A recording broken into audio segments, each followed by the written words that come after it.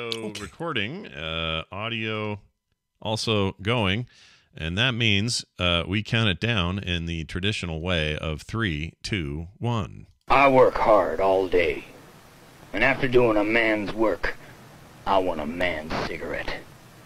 None of them puny funny boy kind neither. That's why I smoke the big cigarette for the big man.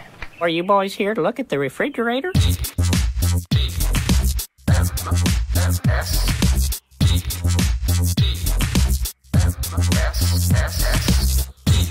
The morning stream is part of a nutritious breakfast kids have grown to love. They're pretty good, I guess. Yeah, they're okay.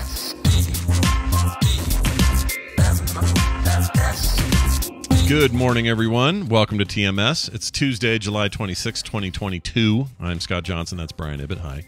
Hello, Scott Johnson. Brian Hello, is one Chad day Bull. away from going to Las Vegas, Nevada. Exactly 24 hours from boarding time, as a matter of fact. What will you... Okay, I'm going to go ahead and make a assumption here. So Brian is... What time will I have my first alcoholic beverage tomorrow? That could be... that's anyone's guess. I have no idea. Yeah, that's... But if I'm guessing, if what Brian is doing as he sits out in the chairs waiting for the first call... you'll be playing Marvel Snap, yeah, and enjoying some sort of breakfast item. That's my thing. Certainly the former. Probably, I don't know about the latter. I'll probably have already. Well, I'll definitely will have already had breakfast by that point. The question is, will I eat something here at the house, or will I grab something at the airport where it's all unfamiliar territory, Yes. New places to get crappy breakfast foods. That's right. You never know. So I've only had food poisoning, I think, a couple of times in my life. One was at an airport, and it was on the way home. We got something, and then later I got really sick on whatever I ate. I'm not saying that's common, but I am saying because of that, I've got this thing in my head where airports are sketchy. They're just sketchy. Right. 50% of the food that you get at airports gives you food poisoning. That's what I've gone ahead and where done. You're at right now. Yeah, I went ahead and did the math, and it all checks out. But yeah, I'm always just a little who's going to be the right choice even here? though there are different restaurants, the restaurant you had food at probably isn't around anymore. I don't know how long ago this happened. I don't know what it was. Yeah, I don't remember. This was forever ago, 20 years ago or something. We have some great restaurants in DIA. There's Root Down. There's Root Down is like a farm to table kind of vegetarian and vegan place, but they make some incredible stuff that's you know what, I don't care that there's no meat in it. It is fantastic. Oh yeah, no, done right, that stuff is incredible. I would eat that every day if everybody did it right. Chop House has a location in the Denver airport. A couple of the local breweries have restaurants in a couple of the concourses. Yeah, I mean, I have no qualms about eating at the airport. That's good. And I've eaten at a lot of airports. Now, okay, here's a statistic I actually think is high. 3 times my wife was in, and some people are going to say, well, maybe it's Kim's fault, and whatever. We'll get to it. But 3 times she's in different places, usually down south somewhere. So she'll be in the Houston airport, or she'll be in Mississippi or whatever. 3 different times somebody there where she went to get something, I'll just get some fries or something, or I'll get a drink. Somebody scans her card with one of those little sneaky scanners. Oh, really? Is a little... Yeah, and then I get notified, someone bought a 65-inch flat screen television in Texas. Do you know, is that you? And I'm like, jeez. No, it isn't freaking me. And then we have to cancel the card. And it's the only times it's ever happened to you, right? We're at oh no, because you've had it happen at a restaurant or something. We have, too, we also Utah restaurant. It also happened at BlizzCon in 2014, right? I think, and we couldn't use any of our regular cards that week, so we had to use debit cards and stuff. It was fine, but it worked out in the end. But it was so annoying. The problem is that when you're out at these things and somebody recognizes you, you do this sort of thing. Oh, hey, can I get a picture with you, Scott? Oh yeah, sure. Yep.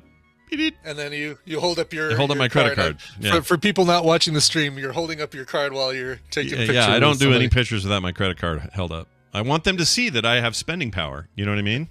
I want them to go, he's got a American Express, one of those heavy American ones. Express green card. Ooh. Yeah, and then I'm good. Yeah. then they steal it and go buy a TV. That's how it works. Right, exactly. That's how it always happens. So Always. I got a question for all the mail carriers in our listening audience. I actually know there are a few, so hopefully they'll write in about this. Or maybe some people are familiar with how municipal systems work when it comes to mail issues. And I don't mean male like man and their erectile dysfunction. Okay? Oh, not people who carry men around. No. Not those kind of mail carriers. Yeah, Okay. not those issues. So yesterday I had a thing that I was already mad because on Sunday they were supposed to deliver this little router I needed with my switch around with hard drives and stuff. Sure. And they sent me the wrong, or no, they said attempted delivery, couldn't do it. I'm like, what does that mean? 4 o'clock in the afternoon, attempted delivery. I go and look at the details. Says, I couldn't park very well, so I'll try tomorrow, is basically what the guy wrote. Seriously? Yeah. I'm like, I had to walk too far to get to your mailbox? Yeah, and literally what that meant was across my street, he would have had to park, get out, walk it across the street. Now, I'm not one of those people. It's just like, I'm not going to demand to talk to your manager, but that felt pretty weak because they're always having to park there. That's incredibly weak. Yeah, that's you're not being a Karen by being a little irritated by that. Yes, thank you. Validation is what I was looking for. So yeah. As a result, Karens in the audience. Yeah, sorry, all you Karens, actual Karens and otherwise. Actual Karens, not. Yeah, not the ones we all have vilified. Yeah. Anyway, so he comes, he decides to come the next day and he brings it, but then he doesn't bring it to the door, even though this is the kind of UPS package I would expect to have at the door. Instead, it says left in receptacle, which means they put it in the mailbox stuff, which we have a grid of for the neighborhood, where I'm at. Sure. And so all the townhomes on the outside of the street and then us in the houses across that way, we're all using the same grid of, these boxes. So I go over there. Ours is normally box 6. I have the key. I open it up, and in there's some junk mail and some other stuff. I'm like, sweet, okay. There's a key in there, and when they do that, that means the box was too big, so it's in one of these larger ones. The larger receptacles. Oh, that's a good way of doing it. Totally works fine. Usually it's zero problem. I get it. I look at the key. It says 6B. Okay, cool. Where's 6B? Oh, there it is. And I try to put the key in. No dice. It's not working. Just won't go in. It looks like somebody has crammed a screwdriver into this thing or something. So I'm like, oh, well, this won't open. And by the way, I'm out in my bare feet in 90-degree weather like an idiot, so my feet hurt. And so I'm trying to turn it. I'm like, well, wait, maybe this is just the key, but to a different box. I put it in all the other boxes, 4, 5, and 7. Or for some reason, there's no 1, 2, and 3. I don't know why. Okay, maybe on the other in another. Oh yeah, probably that. The other grid, side over there, box grid. Yeah, that's a good point. I didn't think of that. But anyway, so I try those, and it fits. It doesn't unlock them, of course. Just doesn't turn, but fits. Right. So there's something jammed in there. Yeah, so it's effed. Which, wait a minute. Yeah. Wouldn't the mail carrier have to put something in to unlock that box to put your box in, and then put a key, probably from inside there? Yeah, that's exactly my thought. I thought the exact thing, Brian. And I was compound irritated because the day before he was supposed to bring in it, didn't try very hard, and then had to wait a day. So I was already annoyed by that. I'm like, really, of all the boxes here, you chose the one that won't open, and then my brain did like yours just did. Wait, didn't he have to have a key to get in there in the first place? So did he they have a jam master key apparently that opens all the boxes, probably from the back. From the rear? From the back, yeah. Oh, I didn't know that. Saying. Okay, if that's the case, that makes sense.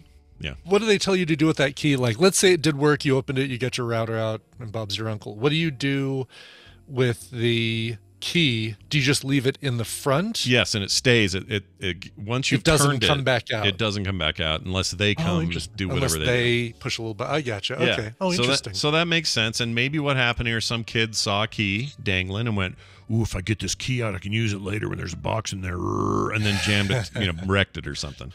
I don't know. Who knows? But however you got it in there. So here's what's weird. I'm getting real frustrated. I'm like, gosh, dang it. What can you do? I don't even know who I call. Yeah. I got multiple boxes in this thing. I'm freaking so irritated.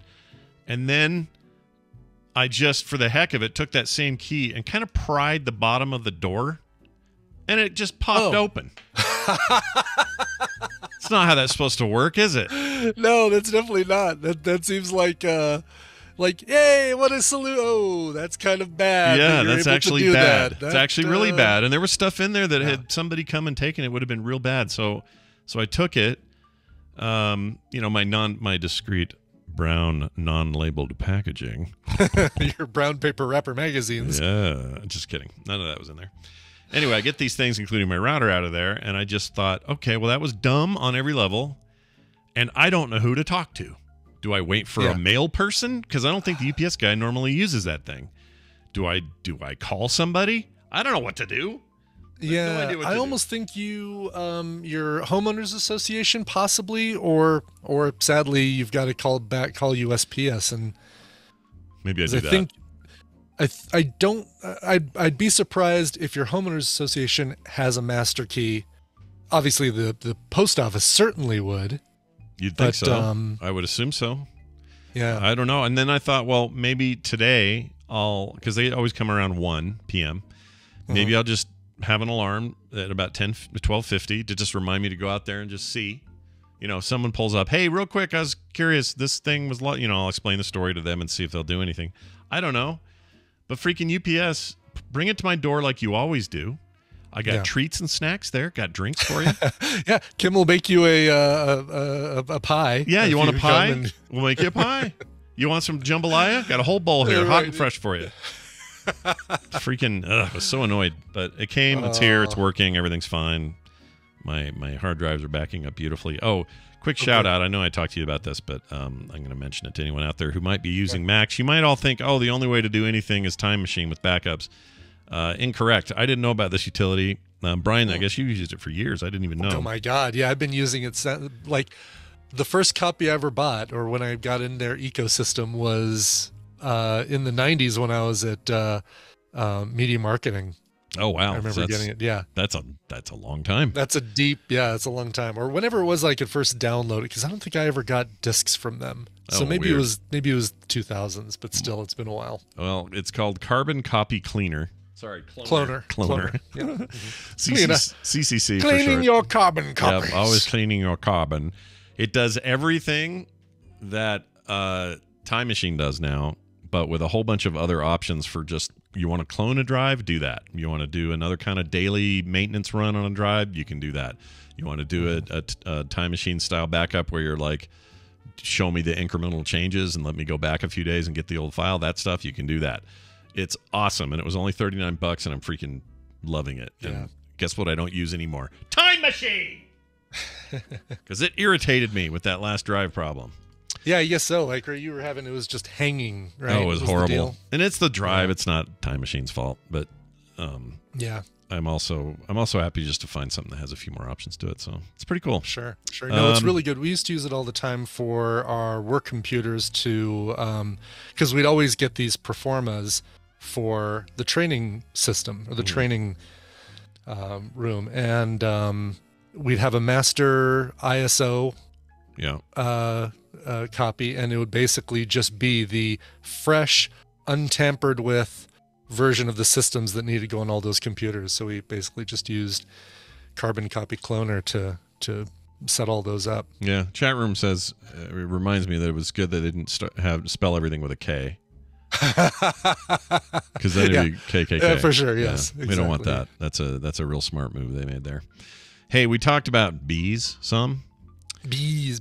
Yeah. Oh, before we get to bees, can I do a shout? I should put it in the notes, but so you remember a while back we were talking about a couple of listeners, but a couple who were driving around the U.S. with their tiny house. Oh, yeah, right. Right, their little micro website, house. YouTube. Yeah. Yeah. They came through Colorado yesterday, and Tina and I had dinner and drinks with them. And Matt and Logan and did you do it in the tiny house thing, or did you do it as you guys go somewhere? What'd you do? You didn't do it in the tiny house. Well, here's the deal. They don't have the tiny house anymore. They that thing was just too unwieldy to maneuver around, and a lot of places that they went to park wouldn't take tiny houses. They're fine with campers, but not tiny houses. It's really weird, especially California.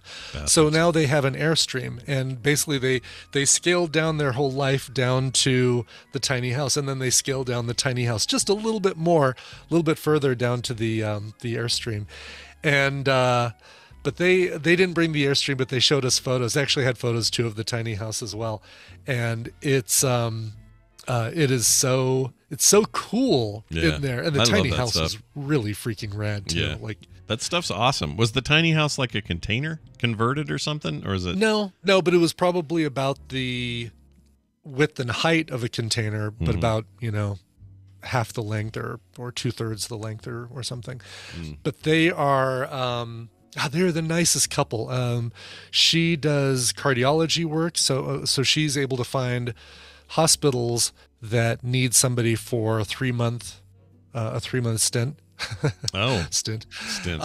Nice. And so they basically can go wherever they want in the country, and she'll work there for 3 months. Then they'll be like, great, this was a cool place. Let's go somewhere else. And that's what they do. And that is like, that life sounds so freeing and cool to me. But I look at this house and I look at all the shit in it, and I think, what would it take I know. me to like strip down to just the bare essentials of life? What would I need? I guess that's probably going to get edited out for Jamie. But get rid of, how much stuff would I have to get rid of for us to be able to do that? We've talked about the same freaking thing a few times, Kim and I. I don't know how I'm just not in the right brain space right now to do it, but I love the idea of it. Always have. Yeah. Just an amazing concept. It does sound like you're just free of everything. Like you don't need to put down roots anywhere. Just go. But I'm also kind of a put down roots kind of guy. So it's hard for me to actually imagine it. I don't know if I guess if you're younger, if in my 20s had this been an option, we'd have done this. Yeah. See, what I'd almost like to do, and this is probably something we could do, is basically have the studio and everything down here where it is, blah, blah, and kind of have it all set up the way it is right now. Yeah. Then have a lock on the basement door where the living area upstairs completely, it's couple bedrooms, kitchen, blah, blah, blah. Sure. And then we figure out people who have cool houses in places that we want to visit. Yeah. And we trade for a month. And so, I take my laptop and microphone, mixer and all that stuff and the stuff that we need. And we technically move to another house for a month somewhere on the other side of the country while those people live in our house for a month. Sure. And then, this is the kind of swapping I'm into, That's exactly. I definitely swing this direction, right? This idea, interesting. Oh, God, I meant to tell you. So, heard from some people about the conversation yesterday when I was talking about dropping that couple off at the Swingers Club in South Denver. Yeah, the one that has good food, I guess, or whatever. Yeah. That has a good restaurant, yeah. They sent me a video of the inside of one of those clubs, like a tour of one of those clubs, and it's just fascinating. Like there's so many protocols for what you can do, where you can do it, how you indicate to other people what you're fine with them doing or not doing. They've got this open area. This is where you kind of meet people and maybe figure out who you want to go and mess around with for a little bit. And then there's this other section that is for couples and singles. Apparently singles can go to one of these places as well. It's like, oh, so you don't have to swing with another couple. You could go in there and it could be you. You could go in there as a free agent and basically, man. Like, wow. Any teams looking for a new batter? Who's looking for a new batter? Which one of you teams? Anyway. Do they have like a month free and then decide if you want to stay kind of thing? Or how does all that work? Free trial, 7-day free trial period. Yeah. But then they've got these little rooms. So they've got the room that's got all of these smaller rooms in it. And each of those rooms has a elaborate curtain system that has what looks like a screen sewn together with a blackout curtain. Okay. And so if you want to mess around, you want everybody to watch, you leave the curtains wide open. I think that also might be a invitation for anybody who wants to jump in. Sure. Then you've got the semi-private, which is like a screen curtain that you put over it. And it's like, what did that indicate? I think that just indicates join us if you want. And then you've got the blackout curtain, which is like, nope, what's going on here is for us only, and sorry, and blah blah blah. Do they have watchers if the screen only? Curtain is closed. No, you can watch, but you can't join. Are there any people that come in that are just watchers? I'm sure, totally, yeah. Those people give me the willies. I don't know why. The whole place would give me the willies. I guess everybody's got their thing, you know. Maybe I have no problem with. I mean, they can do whatever they want. But if I was in there, I would be like, "What's that guy just staring? I don't want the staring guy." You're right, exactly. Yeah. Hey, buddy, move along. Yeah, and then there's a whole different set of rooms where it's couples and other couples only. You can't go in there as a free agent. You have to. You must have a partner, wife, girlfriend, husband, whatever, to attend. Yeah. This is so out of my zone. It is. Oh, mine too. I was watching this going, yeah. Could never do it. Yeah, that's interesting. Could never do it. Could never do that's it. That's cool. But it'll look, well, nicely clean and, like a nice place. Yeah, okay. Look really nice, clean, well maintained. They have protocols that show so they have people who come in anytime any of those beds or those couches or any of those rooms are used. There's like a little indicator. It's a pillow that you put in a certain place or basically move from a certain place to indicate that the room has been used, and somebody swoops in there and cleans the hell out of that room. Ugh. And then puts the pillow back in the place that indicates, yep, this room has been sanitized. Wow.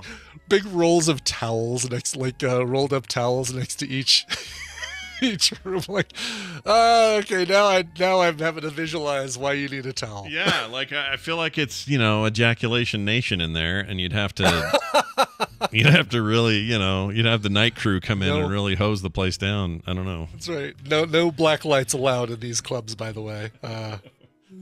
The light would be blinding. Yeah, that's weird. All right, well, that's interesting. Anyway, who sent you that? Somebody sent you that, or somebody sent me a link to the tour. Do you want me to forward it on to you? Yeah, I actually kind of am curious because I'm curious for sure. I want to see what these. I'm never going to be in one, so of course, exactly. Yeah, it's. I want to know what's up. I assume this was like a tour when no one's around, no one's doing anything. Yes, yeah, the place was empty, okay. And so somebody, just giving a tour. You think a big Vincent D'Onofrio looking guy with a shirt way down to his belly and his freaking gold chains owns the place? Like, I'm picturing who owns it. You're picturing. I know exactly who you're picturing. You're picturing. What's his face? God, who ran the bunny ranch and died? Yeah, though he was in that reality show they had for a while. Yes. I don't remember his name. I actually saw his deathbed. Ew. Because it was at that Zach Baggins, or Zach Bagans. I guess Zach Bagans would be a hobbit. Zach Bagans haunted tour in Vegas with Tanner and Alex. This is Frodo. This is Bilbo, and that's Zack. Right, exactly. Yes, that guy's Zach over there. Zach, the ugly cousin. That's amazing. All right, I will check that out after the show. That's not Hugh Hefner. No, Hoff. Yes, Dennis Hoff. Dennis Hoff. Yeah, it was sure. It was shortened for. It was something shortened. But anyway, yeah, that's who I'm visualizing as kind of the person who runs clubs like this from the grave, probably from the grave. Yep. And no, Claire, this will never be a mystery date ever. No, ever. No, yeah. That ain't. Well, I mean, at the very least. I don't even trust hotels. The mystery would be how long Tina stays with me after I take her. Exactly. I don't trust even the way the hotels are cleaned. I can't imagine I would trust this anyway. Just I'm not. You'd have to really show me your protocols for me to get down with I have to see them in person. I want to see the person who cleans the room, and I want to watch how they clean the room, please. Yeah, and even then, I'll just watch old Guy Fieri reruns with somebody in a room. So I'm not even interested. I don't want to go in there for what people go. I want to eat the food and see if that's any good, unless they prepare it naked or something. Yeah. Like, because there's a strip club downtown called. I recommend you stay away from the clam chowder, sir. There's a strip club in downtown Salt Lake City called the. Shoot, I forgot the name of it. Southern Exposure. That's the name. Okay, all right. Their logo is an upside down triangle. You get the idea. Anyway, so we went in there once for lunch. Will fully work. Because someone said they had amazing chicken salad sandwiches there. And so we went in there to get them. And then while we were there, the guy I was with goes, Chuck is his name, goes, you think they make this like there's strippers back there? They're like naked making these? Yeah. I'm Right. like, Yeah, thanks I'm sure a lot, they are, dude. yes. I don't need to hear that. I don't want to eat this sandwich Yeah, now. I'm sure it's like, hey, what do you say we just make these chicken salad sandwiches naked? Oh, Yeah. sounds great. That's right. And then we'll dress up again and then go strip all that off again and then make more sandwiches. And then we'll put our clothes back on and take the chicken sandwiches out. Yep. Yeah. So dumb. So dumb. All right. Bees. Bees. On the subject of bees. Please, let's talk bees. Bees! These are emails. Send and receive email. One of these is from Jason from British Columbia, Canada. Canada! And he says, hey, Sting and Bee. Mm. Okay, so I'm the thing coming out of your butt, and you die when I come out. Think of that. Yeah. There you go. That's what I thought of. Says, I was listening to TMS 2322, and you were talking about bees. I work for a honey producer in Canada, and I do find that, in particular, honeybees are attracted to the color yellow. Oh. We have a big yellow specialized forklift for beekeeping used to move hives around, and anytime I get in the forklift to drive around, all the bees are swarming me. Sometimes in the warm weather, you can have thousands of them flying around your head. It could be a little scary, but as long as you don't mess with them, they won't mess with you. Love the show, though, Jason. Well, that's interesting. Yeah, the color Never thing. heard that. So, yeah, I guess if the bees like to look at the stars and see how they shine for you and, Yep. and all the things you do. I mean, all I know is I grew up with that. If it was an old wives' tale, then that's what I grew up with. Or if it's true, Yeah. whatever. But they always said if you wear bright colors, especially yellow, you're going to attract bees. And so I say Jason is an expert, and listen, he's around bees all the time. If yellow attracts them, he would be the person to know. Absolutely. there you go. Follow up about bees from Crucifudge. It's an amazing name. He's an AIE Okay. for life. He says, Yeah. hi, Sting and Buzz. So now you're Buzz. and I'm Oh, still look at Sting. that! Wow, Yep. you know. I'm singer songwriter Sting. You are Buzz Lightyear. To infinity and Roxanne. Space Ranger, Buzz Lightyear. As a budding beekeeper, I've been stung a few times in the past few years. Although I'm not allergic, bee venom will still make a sting uncomfortable beyond the initial stinging, including itching and swelling. It's given me a new appreciation for those notorious buttholes, yellow jackets. Yeah, Oh, no kidding. they The are worst. notorious buttholes. Yeah. Honeybee can only sting you once, since doing so usually kills them. On the other hand, a jackass yellow jacket will keep on stinging you until its malicious heart's content. The good part is there's no venom. Once you get stung, there's no swelling or anything. It just sucks, and then it's done. Huh. So next time you get stung by a yellow jacket, thank your lucky stars and think of the time I had to drop my pants because a honeybee had flown up my pants leg and was buzzing around my junk. Good luck, Crucifudge. Well, Crucifudge, when I was a little kid, this happened to me where a bee, I assume it was a bee, I was 8. I was on a green machine. Remember those? Oh, I totally remember those. I had one, and at some point, I think it needs to be a Wendy story. But, Yeah, we should figure out why we were so obsessed with green machines. no, it goes even further than that. But please continue. Tell me there's about your green there's a machine. story, Yeah. is there? Yeah, here's a story. Well, I'm on the green machine. I'm like 8, and I get stung. I freak out and run in the house. My mom takes off my shirt. It turns out it was on my back shoulder where the bee had gotten up in my shirt. So she's like, "Oh well, it looks like you're okay," and I didn't, I'm not allergic or anything. And takes my shirt off, bangs it out. Never did see the bee. Puts my shirt back on. Go outside of the green machine. Not 5 minutes later, 3 more stings. My God. The bee never left the shirt. Was always in the shirt the whole time. I don't know how it kept was in the stinging me. shirt the whole time. And it never. Oh, that was the other thing. She didn't find it was a bee. Like it wasn't a yellow jacket if it kept stinging you. Well, good point. I don't actually remember for sure. She said bee, and we thought, and by the 3rd or 4th sting, the bee or the stinger was actually there. But previous to that, okay. we couldn't see it. So I don't know if that means anything. If it came out of, I guess, a yellow jacket, could still lose. Bees their... also have. I wonder if bees can bite.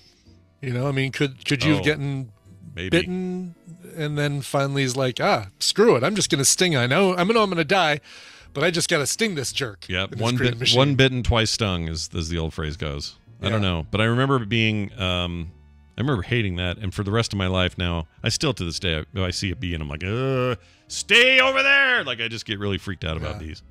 Well, anyway, all you guys in your awesome bee stories, thank you for writing those in. We appreciate them. No kidding. Oh, I think, and Retlaw7 threw photos of the green machine into the chat, or threw a link to photos of the green machine. Yeah, basically, it was like a big wheel, but instead of you turning the front wheel with a handlebars, with a set of handlebars, you had 2 levers, and basically it operated like you pull one lever back, push the other one forward, and you turn left. You push the other one back, and you turn right. Like you basically operated it just like that. It was awesome. The front wheel stayed put. It was the back wheels that would change direction based on those levers. Yep, and everybody wanted one.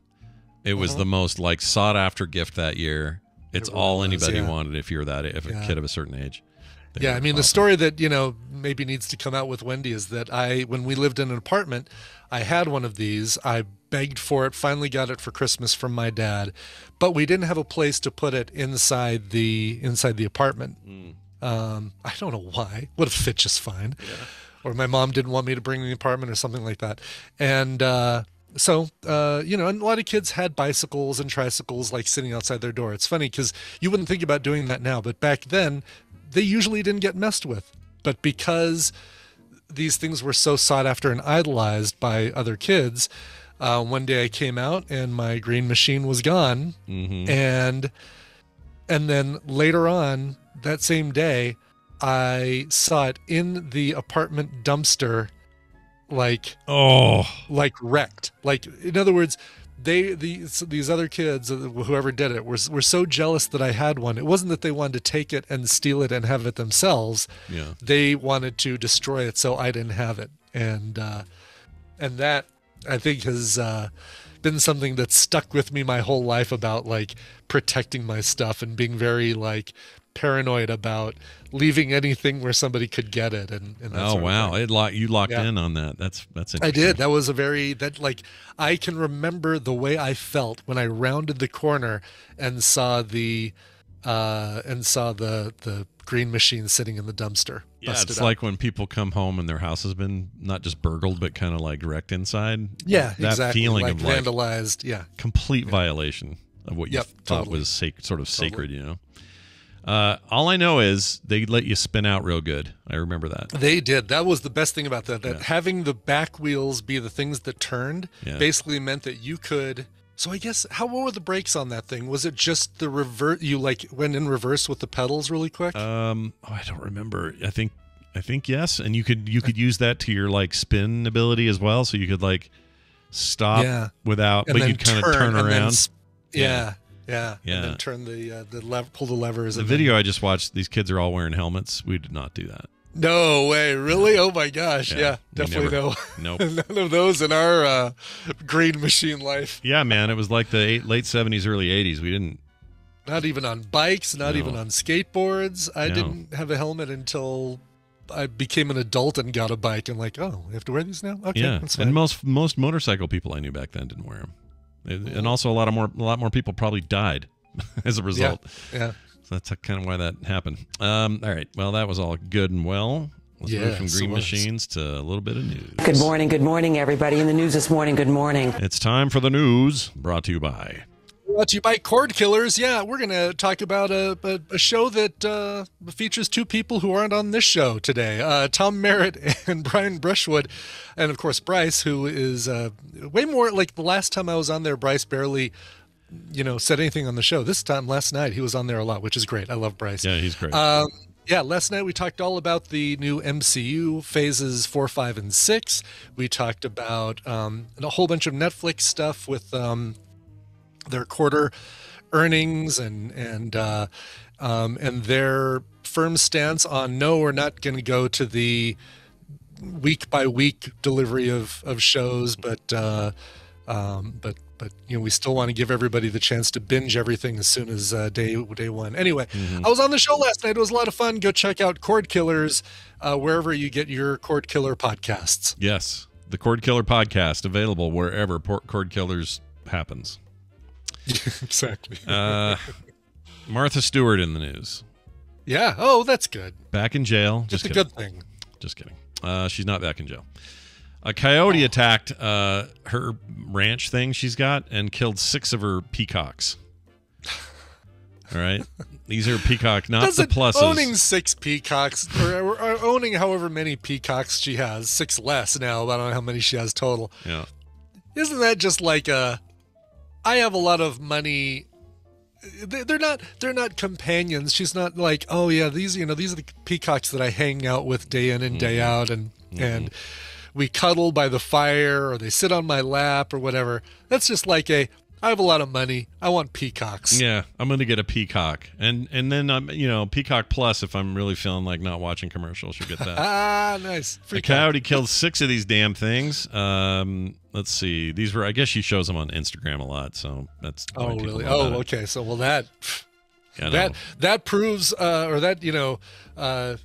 disproves my point about her wanting to show off how rich she is to have a bunch of peacocks. Exactly. If anything, it enhances your point of view, I think. Yeah, exactly.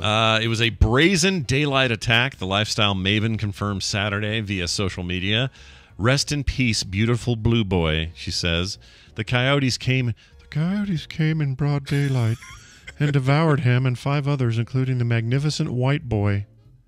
I was waiting to do this in a radar voice, like he just walked into surgery, pulled down his mask, and said, "The coyotes came in broad daylight and devoured him and 5 others, including a magnificent white boy. Yeah. There were no survivors." Oh, man. Ask your parents, I guess, for some of you. Yeah. Haven't watched MASH. It's an amazing moment. Anyway, let's see. Any solutions for getting rid of 6 large, aggressive coyotes who have expensive taste when it comes to poultry, she says. Oh, thanks. Oh, they were expensive? Oh, thanks. Thanks, Martha Stewart. Thanks, Martha Stewart. Yeah. Maybe jail. Maybe get cheaper birds. Get cheaper birds. Cheaper birds that don't taste as good. I love that. Can I reply to her Instagram right now and say maybe buy cheaper birds that don't taste as good? Yeah, there you go. I like that one. Salon confirmed that the attack occurred on her Bedford estate in Westchester County, New York. It's fancy business up there. Yeah. The video clip was accompanied by Marvin Gaye's "Let's Get It On," according to the Today report. Yeah. When I first saw this article, and I just scanned it because it was like, oh, what are we going to be talking about today? I honestly thought that she had video of the peacocks getting eaten by the coyotes, and the video was set to "Let's Get It On."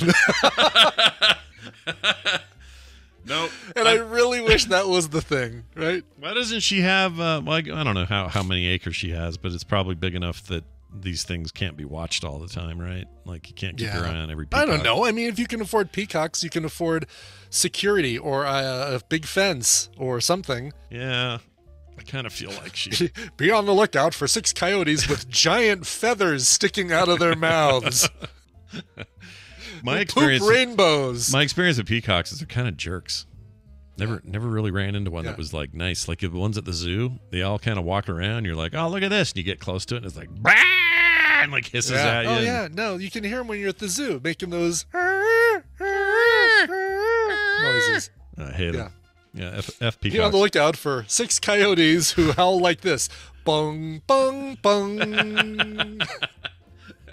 It's an unusual howl, but you'll know it when you hear it. Easy to spot them. Yeah.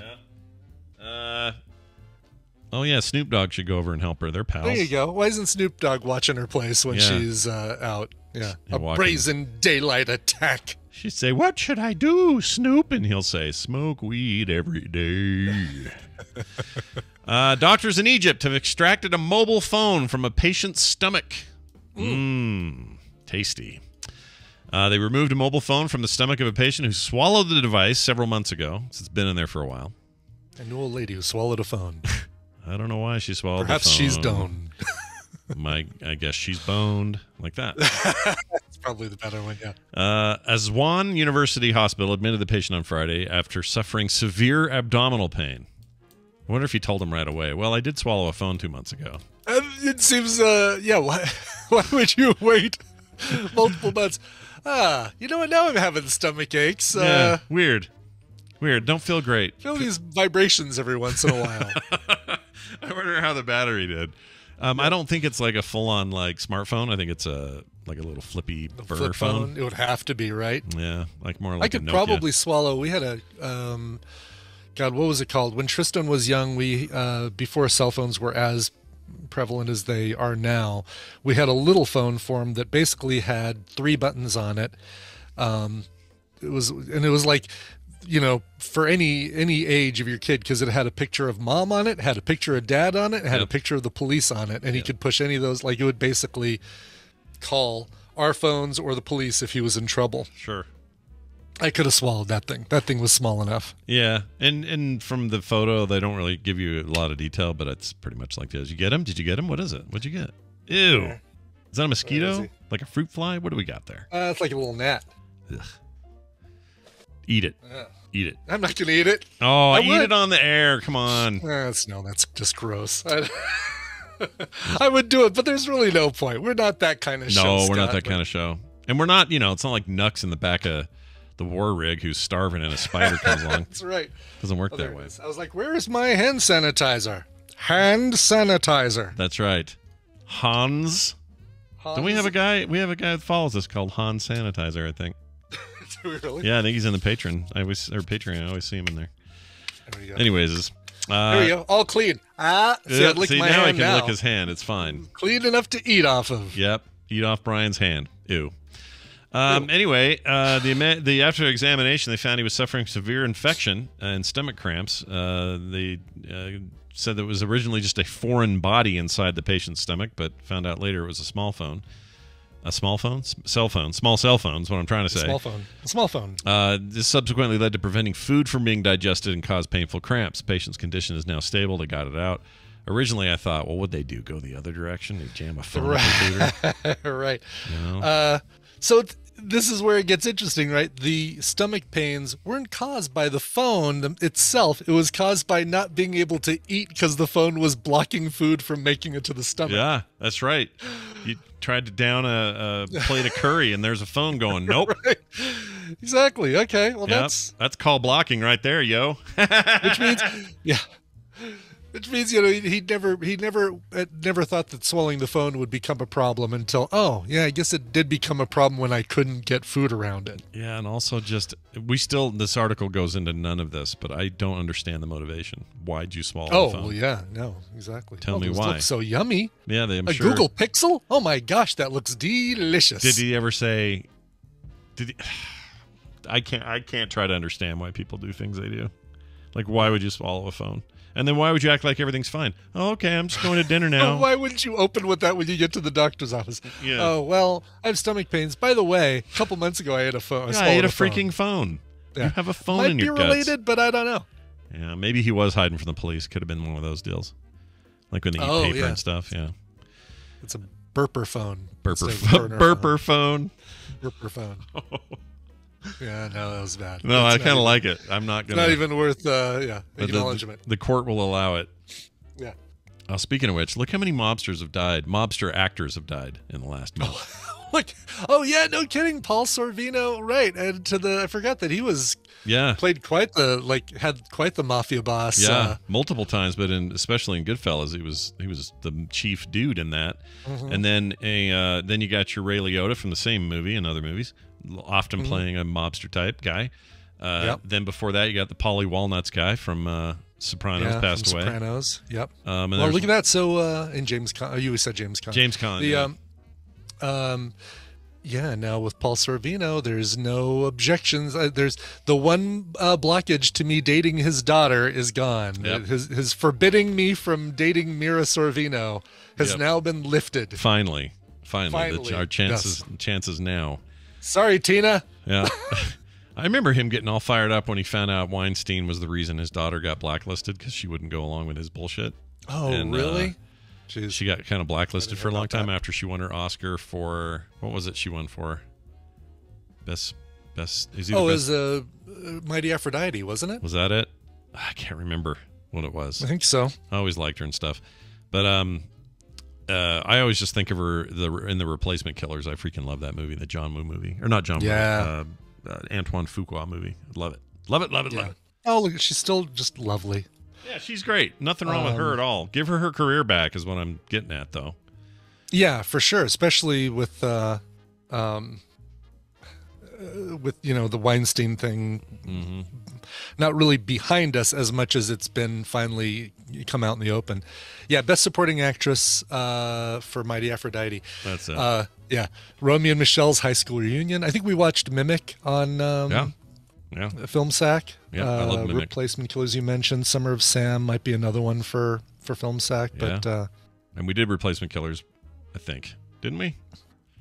I would have begged for that one early in Film Sack. Yes, I think we did. Chow Yun-Fat, Michael Rooker. Yeah, I think we did. Okay, I'm going to look.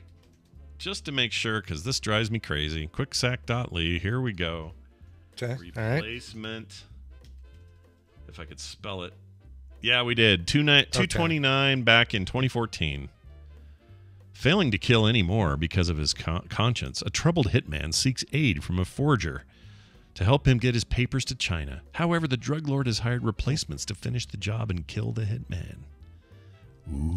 Oh, did you watch? So 2019, there was a miniseries for Netflix called Hollywood. It seems like it's right up your alley, but it's a I haven't heard of that. Let's see. How is this done? American drama streaming television miniseries. Ensemble cast: Darren Criss, Joe Mantello, Dylan McDermott, Holland Taylor, Samara Weaving, Jim Parsons, Patti LuPone, Mira Sorvino, about aspiring actors and filmmakers during the... Oh, interesting. She plays an actress whose career stalled out after a relationship with a studio head. Oh, ooh. That was in 2019. So wow. It's like, does that... Man, how do you not have some PTSD from playing that kind of character after all the Weinstein stuff? Jeez. Yeah, no kidding. It didn't review super well, but okay. People like it. Let's see. Yeah, heck of a cast in this thing. Yeah, wow. I might want to watch this. Ryan Murphy, Yeah. Ryan Murphy joint. Oh, he's good. I like Ryan Murphy. He makes things. Yeah. I hate Farmer Cliff Soddy says, or he or she, I guess Farmer Cliff, he says that was a good miniseries. So there you go. I'm still mad at him for Glee. Glee sucked. Oh, well, yeah. Hated it. Glee. Did. It did. There was, Hated it. All right. Even when everyone says it was good, I hated it. All right. Yeah. That's it for news for today. We're going to come back here in a second and hang out with first Bill Doran, and then after that, Bobby Frankenberger. But we can't do any of that until I've had a song in my stomach with my phone in there. So what do you got? If you can get by that phone. Let's get to a band called Dawes. This is their 8th studio album. You've probably heard of them, Dawes. You know this band. Their brand new album is called Misadventures of Doomscroller. It's about Scott and his TikToks. Just kidding. I do love that one you sent me last night with the guy who sounds just like Michael Jackson. That thing is so amazing. Freaky. He's so good. Oh my gosh, the rest of his videos are good too. He's really good. He's like super talented, but he could fake it. He could be Michael Jackson. That's cool. Crazy. Yeah. Anyway, the whole album is available now. Misadventures of Doomscroller. It's the band Dawes from Los Angeles. Here's a single from the album. It's called Ghost in the Machine. This electronic miracle removes human error in cigarette manufacture. We must find this butthole that took our TV.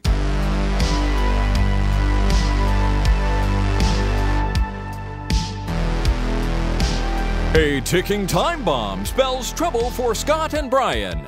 This is the Morning Stream.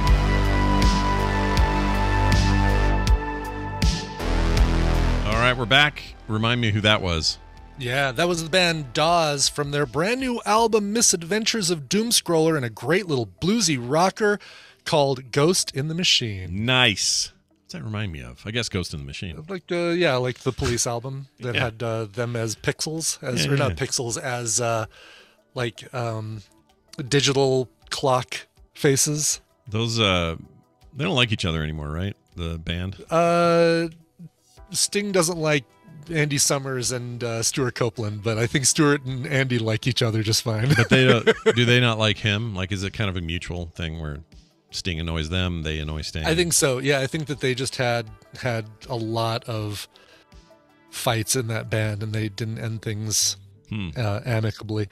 I saw them. It's funny, after the breakup, I saw them. Elvis Costello opened up for them at Red Rocks, and it was an incredible concert. Yeah. And they can play together as long as they just don't talk to each other. Sure. Yeah, don't talk, just play. Yeah. Exactly. Red Rocks. Don't stand so close to each other. Such an awesome venue, man. I got to get there someday. I want to see something there. I want to see a comedy concert there. That's what I want.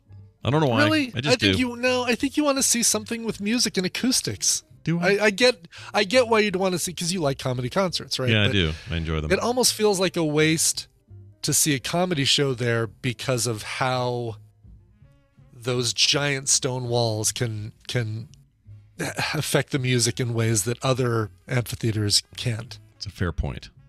Yeah. Then I'll think about what band I want. That'll do it. Okay. Think about what band you want. I would say just figure out, a time you can come out here and see whoever's playing, because it'll still be. Yeah. I'm just going to pick the band first, ask them to come out there, and then I'll see you. Yeah. Do that. I'll make that work. Your bat cave's open there, Bill. Hey, look who it is, you guys. It's Bill Doran from Punish Props. He's also fun, but he's also from punishprops.com. Makes a fantastic channel all about making things. And since we live in the world of makers, what better time to have him on this fine Tuesday? Bill, welcome back to the show. Good to be here and excited to talk about a really fun project that I did. Oh, really? Cool. I love it. Let's hear about it. Lay it out. What do you got? So this is a little something that I worked on back in like 1997, maybe? Yeah. Okay. My dad restored, I helped him, my brothers and I helped him, restored a 1968 Volvo P1800 sports car. Yeah. And if you're curious what it looks like, I just tweeted out some photos of it. Okay. And it's just the coolest little car. My dad had one when he was in his 20s, so he was very nostalgic for this cool little sports car. It's a two-seater. There is technically a back seat, but you need to really not like the person that you cram back there, because there's really no leg room. Oh my gosh, look at that tiny little back. Yeah, that's awesome, dude. I love this. And it's the car that Roger Moore drove in the show The Saint. Oh, cool. Oh, cool. Yeah, it was familiar to me. What's the model and make again? So it's a 1968 Volvo P1800. P1800. Yeah. Okay. And it's sitting there. So I got to take it out driving, and someone in a 240, a Volvo 240, pull up next to us at Dunkin' Donuts because they were excited to see it. So I guess like Volvo people, they know, right? They know what's up. Yeah, look at that thing. Yeah. Also, I'm pissed at you for having 70-degree weather in wherever you are. Oh, right? Yeah. Yeah, I saw that on the sign. So looking at all the buttons on the I want that there to be an eject button in that center thing right next to the cigarette lighter. Should add one and not even tell my dad. See if he notices. Yeah. So is that first shot, the far off shot? Is that your dad in that car back then? Yeah. Okay. Yep. Wow. No, I took that maybe 10 years ago. Okay. Photo. Okay. Yeah. That's awesome.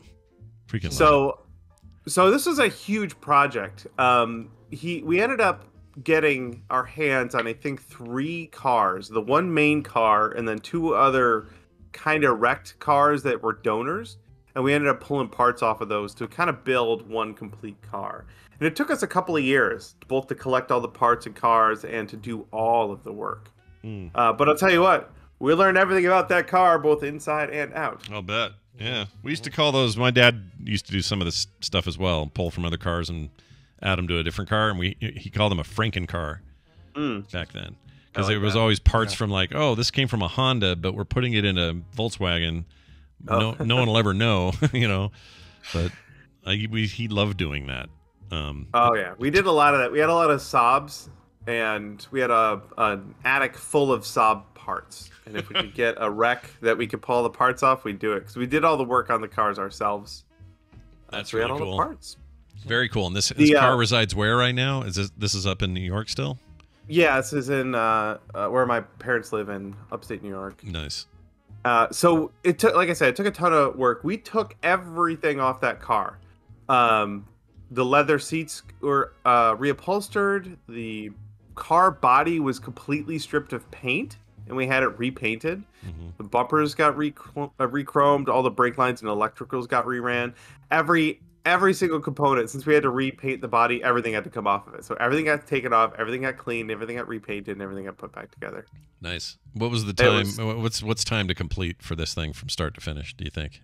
I would say maybe 2 or 3 years, maybe. Yeah, worked on it regularly, like once a week you'd get in there, or like what was yeah, the a couple cadence? days a week, maybe. A lot of times waiting for parts, waiting for like a specific part, or sending a part out to get, like, we sent the bumpers out to get re-chromed, and then that shop closed, so my dad had to sneak in and get the bumpers back.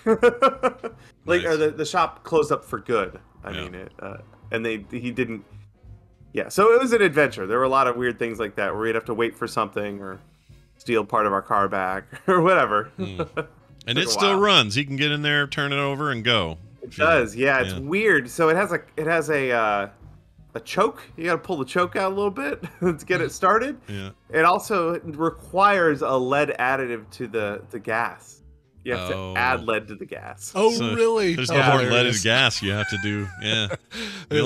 There's a regular unleaded and extra leaded. Yeah. So it's like, what? Is that something you can just buy in a bottle and pour in there? Yeah, it's a funky little bottle. You got to squirt a little in the tank when you fill up. Yeah. Wow. Weird. Wild, man. But it runs great. It's a sports car. It's a quick little car. It's really fun. Your sphincter's about 6 inches from the ground, though, I'll tell you what. Like, your butt is low and your head is bumper level with every other modern car. So it is an experience. Oh, Yeah. weird. that would be. It's hard to tell from the photos, but I guess. And I actually, the one where it's next to the wagon, the Volvo wagon, you can kind of see the lower profile of this thing. Oh, I guess. yeah. That's awesome. It's a stick shift. It's really fun. It's super cool. Now, I never got to drive it as a teenager. Oh, boo. When it was finished, my dad got it. He had to get insurance for it, and you can get classic car insurance, and it's very, very cheap because they expect someone with a classic car to baby it. Yeah, right. Makes sense. They made him sign a thing saying that under no circumstances will either of his twin teenage boys drive this classic car. Yeah. It's such a Ferris Bueller. Like, all I could visualize is Cameron and the Yeah, absolutely. That's totally it. and the Ferrari or whatever it was. Yeah. And it was like, the last thing I need to do before we can drive this car on the road is go get it insured. And he came back from the insurance place and he was like, so I've got some great news. The car insurance is extremely cheap. Bad news, you can't drive it. You will never set foot behind the steering wheel or set butt behind the steering wheel. Yep. So anyway, my twin brother and I were fighting over who was going to get to drive this thing to the prom. Well, neither one of us got to drive to the prom. Instead, we got to share the minivan, which was not even close to cool. Boo. That sucks. Oh. Yeah, I mean, whatever. When you're like, for me, it was I had access to every time my dad came over from California for these car auctions, he would bring something awesome, usually, and then it would always be the worst timing for dances and proms and stuff because the week before I could have had a 300ZX, right? With a T-top, turbo, black, beautiful, amazing car to take a girl anywhere in. And then the very next week, it's like, oh, we sold that one, but we got this Yugo with the steering wheel that comes off, so don't turn too hard. Like, dude, it's my date tonight. You don't have a... Oh, well, that's just the way that football fumbles. He thought that was great. But anyway, yeah, I totally feel that. But do you think you'll... I mean, you know, not to jump too far ahead, but you think you'll inherit this car, or are you and Jamie gonna have to fight over it, or how's that gonna go? I would love to have this car. I want a brother fight. I want to see the Dorans go at it. We'll see. So my little brother, we already know he's getting the house. Yeah. So I think I can pull hard for the car. Yeah. If he's brother, inheriting I a have to house, share with him. Sure. Yeah. That's the problem with being twins. It's just like dead on competition. Oh, that's the worst. Right. Yeah, but you're older by like a couple minutes, aren't you? That's true. There you go. True. Seniority. Finally get to wave that seniority flag. Yeah. Just, push that a little bit. Say, I'm sorry, but as you know, I got here first. I turned 16 before you. Yeah. I've been driving a little longer than you. Yeah. Right, there you go. Exactly. Plus, you're a teacher, and it's not cool to drive this car if you're a teacher. Your kids will make fun of you. You can come up with all kinds of ideas. I'm telling you. You got this. Yeah, that won't work. My dad was a teacher. He drove at the school, and it was very cool. I'll bet it was. Well, that's awesome. If you want to follow Bill on Twitter, he posts stuff like this all the time, and you can see these images over at twitter.com/chinbeard. Do that today. Hey, Bill, do you have a little side action? Yeah. So Alex Steele, the blacksmith, is making a crescent wrench from scratch. He recently did a ratcheting socket wrench from scratch, and I just think it's absolutely fascinating to see how these tools are both made and how they work. So he's got an example one, and he's trying to recreate it. I think as a practice in making, I think that's a really cool idea. Really cool. Oh yeah, right. Start with something you just physically have and make a duplicate of it. Exactly, yeah. And just to figure out the steps it takes to recreate that. Is it like is that a form of reverse engineering, or would you call it something else? I don't know. Probably. Yeah. Or just, I don't know. I guess he's making a replica. Yeah, I guess he is. This is actually closer to what I do. Sure. It's good to see that this guy's getting work now that One Direction broke up. Yeah, look. When these kids, you worry about these kids. You want them to do well. They can't all be that one that ended up in that movie. Anyway, well, this is great. As always, Bill, fun hanging out. Punishprops.com, and of course, the YouTube channel always is there. Punish Props on YouTube. Have a fantastic week. You got it. See you next time. We're here. Oh, man, hold on.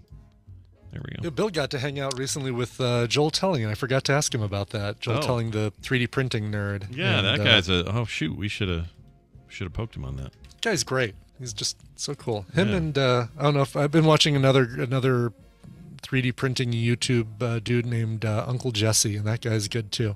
Uncle Jesse. The guy's excited about everything. Yeah, I know, right? You think like it's the first thing I thought of. Yeah. Those old Duke boys and their 3D printing. Let's see what kind of hijinks they get into this time. Freeze frame, go to commercial, come back later, and see if they make the jump. Spoiler: they always make the jump. All right, check this out. Science. Look who it is. It's Science with Bobby Frankenberger, who joins us on Tuesdays. Talks a little science every week. Hi, Bobby. Welcome back. Hey, thanks for having me back. How As always, a pleasure, as my dad would say. Yeah. What's going on with you? Do you have anything crazy happen since we last saw you? You're all good? I went to, this weekend took the family for a semi-spontaneous trip. Like, we kind of planned it last minute to go to this, I don't know if they have them everywhere or where they go, but it's called Great Wolf Lodge. Have you ever heard of it? Oh, yeah, I have. Been to one of those. Yeah. That's cool. Where near? I guess in South Carolina somewhere. Well, it's in North Carolina, so it was about an hour and a half away. But that place I'd never been before. That place is pretty cool. You know how like there are really cool things that until you like kids give you permission to be excited about. Mm-hmm. You know what I mean? Mm-hmm. Yeah. Oh yeah. So there's like this cool scavenger hunt type thing that they do called Magic Quest, and so with the wand. Yeah, you get these wands that you can point at. Like you can activate all these different like treasure chests and things all over the walls, and you're giving quests by this old bearded wizard, and and it was pretty cool. When we went, Tristan was almost the perfect age for that. I had to kind of like, push him along to like, no, let's see what it does when we pointed at this thing over here. Now we've got to find the blah blah blah. But there's one here in Colorado by Colorado Springs. There's one in Ontario by the Anaheim Convention Center, and big old water park in the middle of it. Oh yeah, indoor water park. Indoor water park for this terribly on fire time of year. Yeah, for sure. No kidding. Yeah. They're all over the place. Nothing too close to me. I could have sworn I'd been to one of these. Maybe I was in Scottsdale. There's probably other things that are similar, right? Yeah. So. It's interesting though. Like it's super rustic, right? All that stuff's supposed to look like, old timey. It's like you're in a lodge. Yeah. And there's, just like a rustic lodge with mascot characters walking around, right. and golden tea machines, just like a real lodge. Yeah, like in the olden times. Yeah. Right. Did you have to wear a coonskin hat or cap? No, but they give you complimentary wolf ears that you can put on that are like it's like a headband, you put on, and it's got Are they from actual wolves, or these are replicas of wolf ears? Yes, in fact, they give you the wolf. You have to kill it yourself. Oh, okay. Now we're talking. I'm in. Sign me up. Skin it. They have skinning classes. Yeah. You got to get up early for those. Well, anyway, that's fantastic. What scientific data did you bring for us today to have our mind blown by? Well, mind blowns? This week I've been reading and researching a bunch for our to do a roundup on the science podcast, All Around Science. I've been reading about all the things that in just the few short weeks that the James Webb Space Telescope's been out, what has been discovered. We keep seeing pictures and headlines of random various things, and just seems to be all over the place. So I've been doing a roundup of that kind of stuff, and I came across one that I thought would be interesting to talk about, which is you may have seen headlines that we've spotted the oldest known galaxy ever to be spotted. Has just been done. And when we say oldest, it's funny when you talk about time and telescopes, right? Yeah. When we say oldest, we do mean the one that we've seen that light that is the oldest, right? Like light that has come the farthest and is the oldest. So the particular one that we spotted was just about 300. It's light. And we're looking at the galaxy as it looked just about 300 million years after the Big Bang, which is really, really impressive, because if the universe itself is 16.7 billion years old, so this is just like a few hundred million years. Just 300 million years is a blink of an eye in terms of how old and this may very well be the oldest light we are able to see right now with the technology that we have, and possibly pretty close to the oldest light that it's possible to see at all. Period. Yeah. That's we really may not be able to see light before then because of the universe is described too much younger than that, like too much closer to the Big Bang. The universe is often described as being opaque. And that has to do with the fact that big objects hadn't formed yet, and it was just clouds of hydrogen gas, and they were neutral hydrogen, which means that it hadn't been ionized, and so any photons that were bouncing around would have been absorbed by the hydrogen, and it wouldn't have let the light escape. So that's what we mean when we say opaque, that you couldn't see into it because the light wouldn't escape these clouds, right? Yeah. So this is pretty cool that we're able to see this far back. Let me ask you this. I'm looking at this image, and how do they know? Okay, so let's just take that one little section that was so famous, the very first shot that everybody saw. Yeah. If you took that and just pointed it at any of those points of light, how do they know which ones are the oldest? Like, how do they know how long the light has traveled to get here? Yeah, how do they know all that? Really good question. Brian, you said it. So the basic idea is you look at how long how old is the light? How long did it take to get here? Because light travels at a constant speed. Yeah. It only has one speed that it travels, and so if you know how long the light took to get to you, then you know how far away it is, because you just do simple arithmetic to figure it out, right? Okay. Sure. It's a little bit more complicated than that, though, because the galaxy or the universe is also expanding as light is traveling through it. And so since light always goes the same speed, it gets a little tricky because the distance that it's going is actually stretching while it's going through that. Yeah.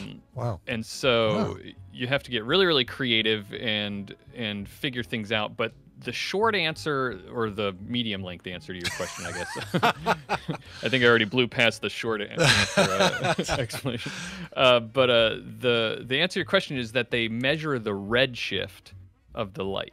Oh, okay. Okay. So what happens is, as light is moving, since space itself is actually stretching, then the light gets the wavelength of light itself also gets stretched as it's moving, Yeah. So when you take a parcel of light that is a particular wavelength and you stretch it out, the wavelength gets longer. And that's what they refer to as redshift, because the longer, as you stretch out light, it shifts it towards the red end of the spectrum. Because red has a longer wavelength. And so like visible light, red is at the longer wavelength end, but then you go past that and you get to infrared.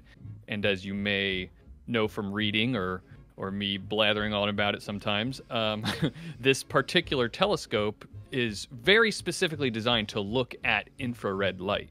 So in particular, it's designed to try to probe the deepest parts of the universe, because that's the light that's getting out from those very early stages, is the infrared light. And even if it wasn't infrared light, it would have been stretched to infrared wavelengths. Levels. Yeah. That's wild. I mean, and they know that, they just haven't discovered a new kind of star that outputs light closer to the infrared spectrum. Like they're like, it's not a star that's 12 miles away that just happens to be. Oh yeah, right. Yeah. They can pump out infrared light. Sure. Right, exactly. And they use cool. other methods in combination with that. Where is it located? What is the spectrum of light? Like they look at the light in totality. What can you see?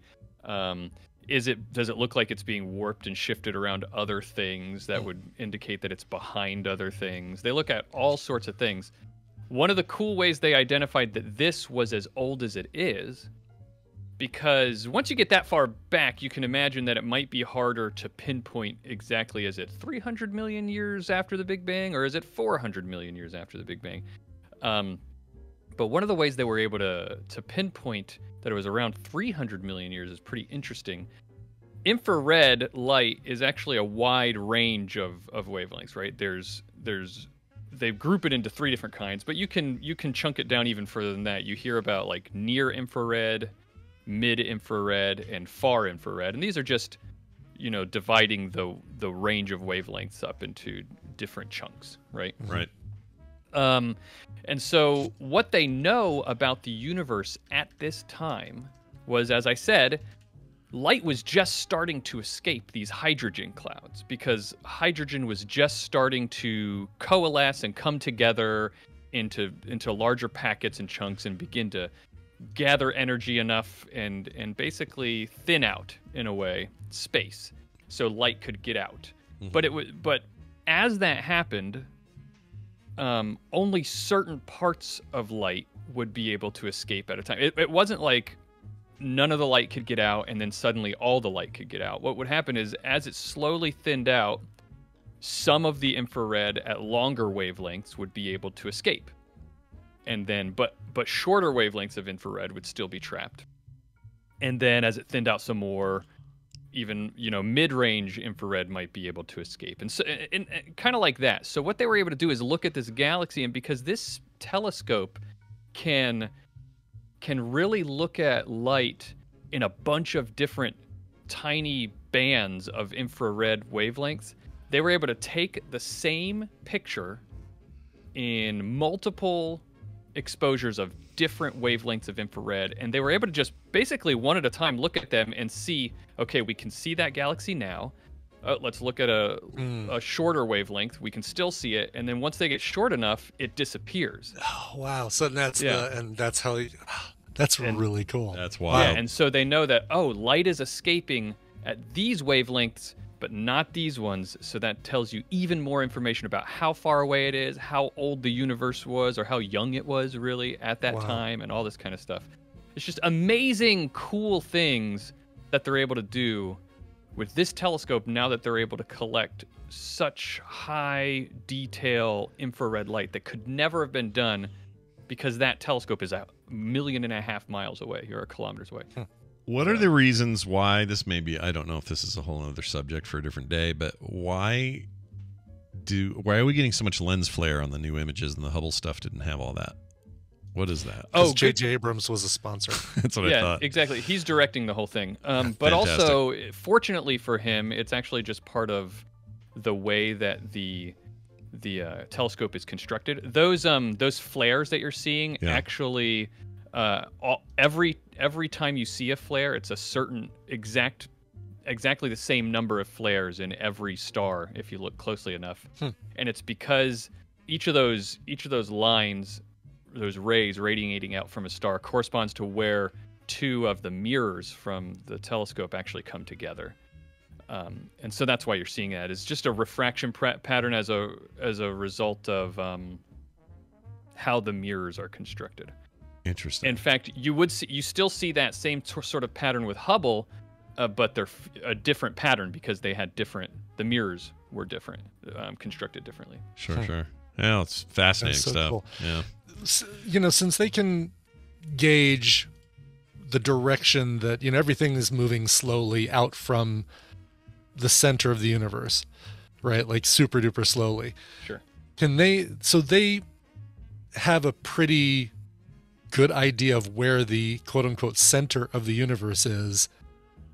Well, we need to get a telescope out there. Like I don't know that that's true though. I would have really? to look this up because I'm not 100% sure if what I'm about to say is true, but I think that there's not a lot of agreement on if there is a center to the universe. Really? Okay, because I would think like wherever the Big Bang originated would be considered the center.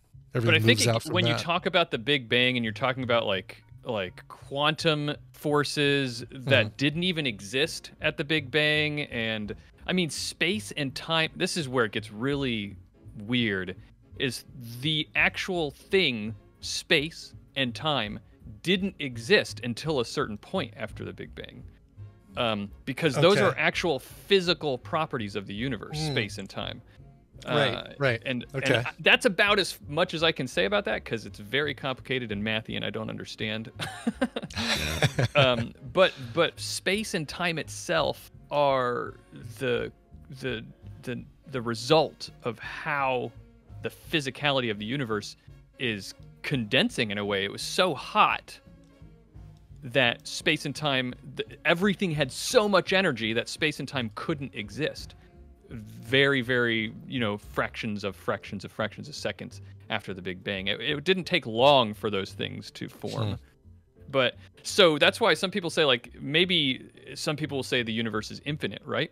Yeah. If the universe is infinite, it doesn't make sense to talk There's about no center. Yeah, right. Obviously, yeah. A lot of people in the chat room are agreeing, like basically echoing that sentiment that every spot is the center of the universe. I am finally the center of the universe. Yeah, you are all the center of the universe. Exactly. All these years you've been like giving yourself shit for it, but really, it was totally true. The whole time. Prove it. I can prove it, Mom. Yeah, prove it. You can't. Finally. Yeah. Yeah, because everything in the universe is expanding away from itself, right? So like every galaxy is getting big. Space itself is getting bigger. Yeah. So that's the other downside to think about is that you're also just getting bigger every day. Yeah, it's so cool. It's pretty rad. Well, all right. This is deep stuff today. Really some deep space. Yeah, I love it. I love talking about space. Probably more of that coming as we get. I mean, that's the other question I had: is the plan to just keep sucking images out of this thing and sharing it with the public, or for as long as they can? Yeah, there's a lot of different projects going on right now. Lots of different plans for things to do. Identifying the earliest galaxy we've ever seen was part of the GLASS project or the GLASS survey. And there's other ones though. There's like the CERS survey. There's different projects to look at stellar nurseries and how galaxies formed in the early universe. But even looking at, we've taken pictures of things in our solar system. There's a lot of information coming out about Jupiter and stuff like that. And so there's all these different tiny projects. They're just going to do as much as they can for as long as it's going on. But a lot of this stuff is already coming out. And that's what we're going to talk about. That episode will be out on this coming Monday because we haven't recorded it yet. I'm still doing the research. But that's what I'm going to be talking about is what are all these things that are these projects that are being worked on, and what have we discovered even just in the 3 weeks since it went online. That's pretty awesome. So keep your eye on the prize over there at that show, All Around Science. They're going to cover that stuff. We'll bring it up here, and we'll have future episodes as well because Bobby's a regular now on Tuesdays. Bobby, always a pleasure, man. Yeah, and always a pleasure to hang out with you guys. Yeah, so I'll see you next week. Yeah, I'll be here. We'll add you to the call next week, and then our minds will be blown away again. You know? We'll see you later. All right. There goes Bobby. Cool. All right, Brian, we're winding down here, but real quick, a note about today. Play Retro is happening at 3:30 p.m. Mountain Time today over at twitch.tv/frogpants. We're doing all things Kirby, at least the early years.